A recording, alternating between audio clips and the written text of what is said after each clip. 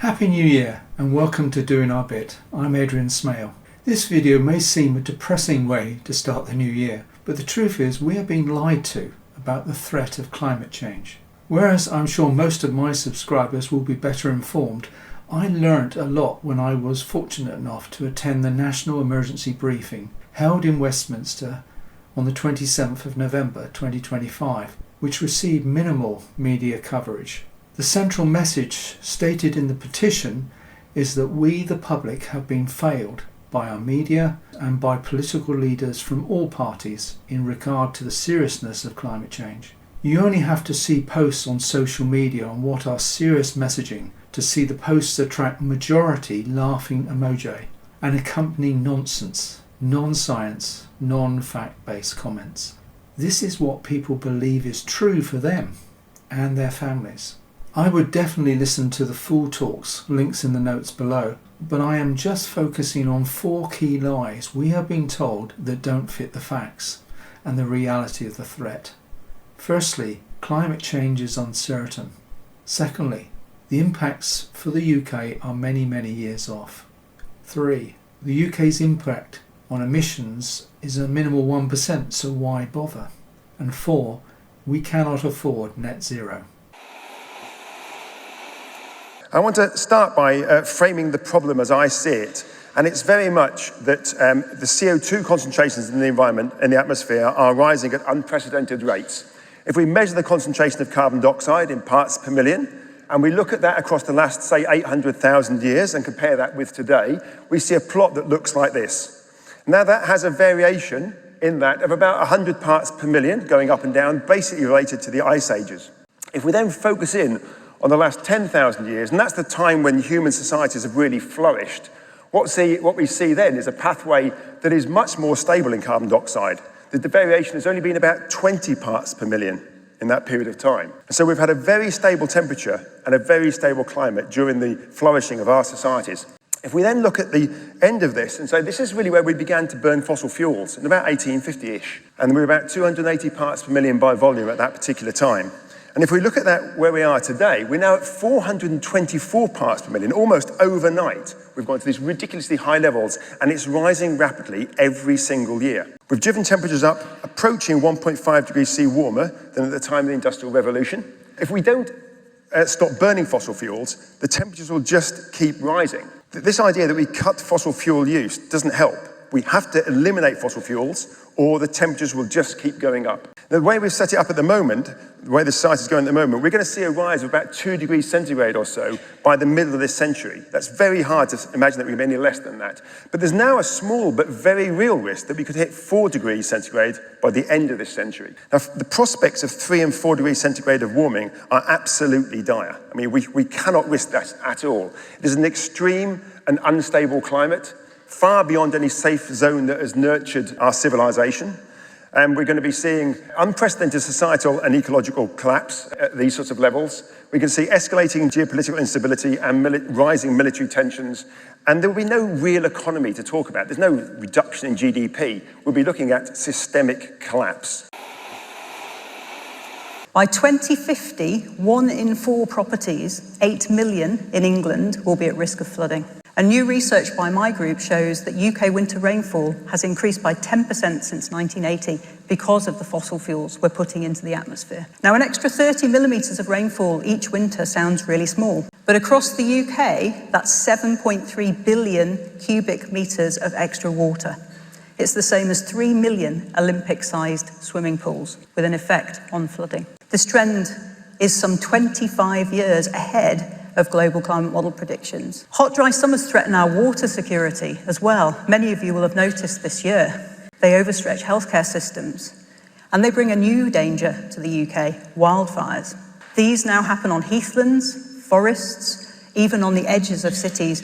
And earlier this year, a wildfire in Dorset was so severe that 17 fire services had to respond. UK fire services no longer have the resources to keep the public safe in extreme heat. And as heat waves get longer and hotter, fires will become more common. I'll walk you through why, if we carry on the current trajectory to 3 or maybe 4 degrees of warming later this century, then we'll definitely be in a national emergency, because we'll be at a high level of likelihood of crossing a tipping point in the climate that will make this country a very different place and less habitable place to be. The great overturning, we call it, circulation of the Atlantic.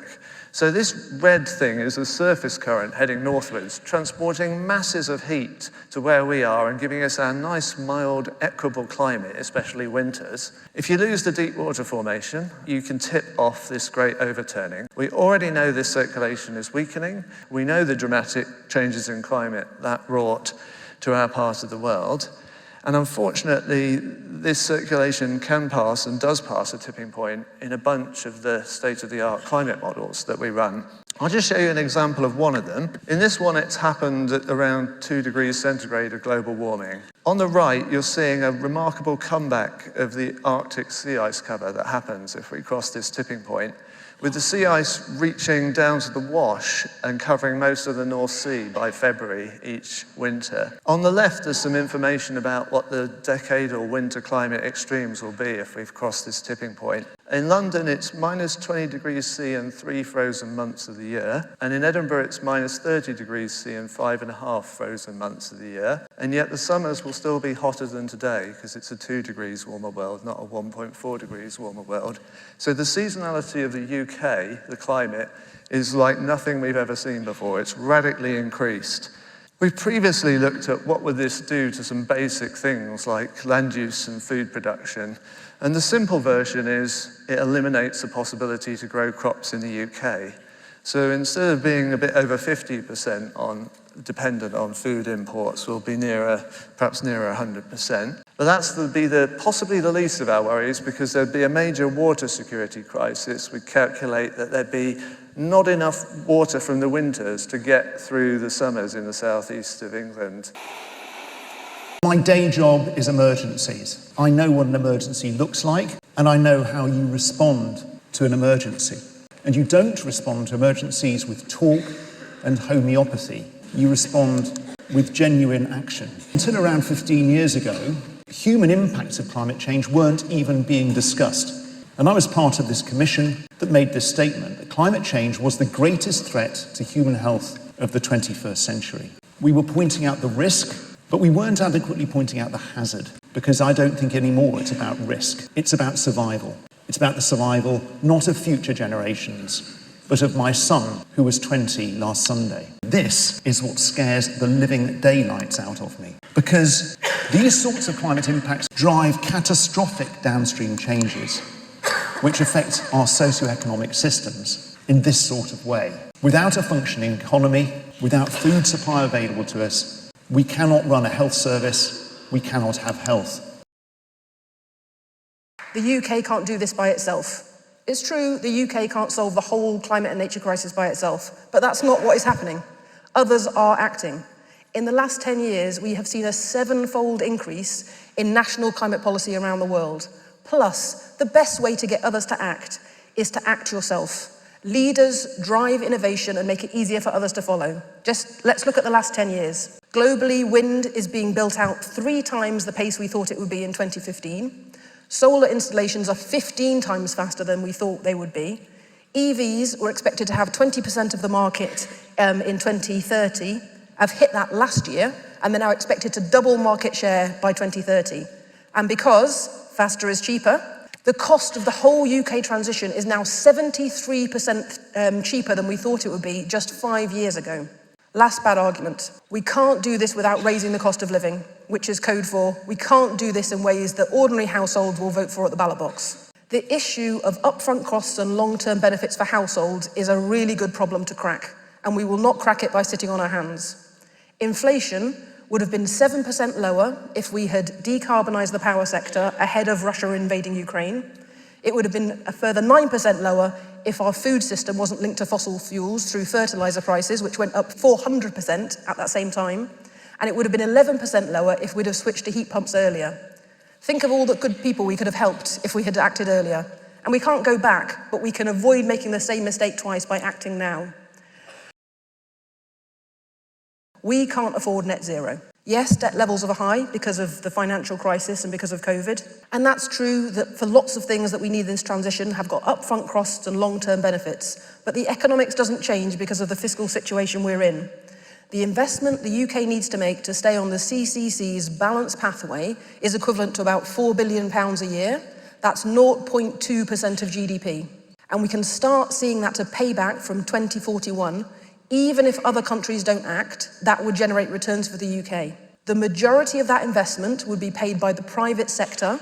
With the right incentives and policy, they would cover 40 to 90% of what is needed. And the public sector share could be funded by national banks and asset-backed lending, where the economics stack up like they do here. Plus, delaying until you can afford it assumes that costs won't increase or that it'll be cheaper later. And that isn't true. Learning by doing delivers major savings. The Oxford Martin School and the Smith School have been looking at this in the context of the energy transition. They compared a fast, a slow, and no transition, and faster is cheaper. The faster transition saves $12 trillion compared to staying on fossil fuels. That is more than twice the saving of a slow transition. Please use the QR code to sign the petition and share widely. This is as serious as it gets, and this is the biggest threat to both my family and yours. Those spreading these lies, MPs and leaders, are not necessarily being dishonest. They too can be victims of lobbying and the same well-funded misinformation we see in our media daily. I hope we can start in 2026 on the road to fact-based action and to start to expose the actors and media who are knowingly promoting misinformation and lies for profit. There is much you can do. Firstly, obviously sign the petition. Secondly, stop buying papers from sources promoting these lies, including their online content which impacts their advertising revenue. Share the petition and the talks on social media, wherever, and when you're talking to people. And lastly, write to your MP. But any other ideas you have, just go for it.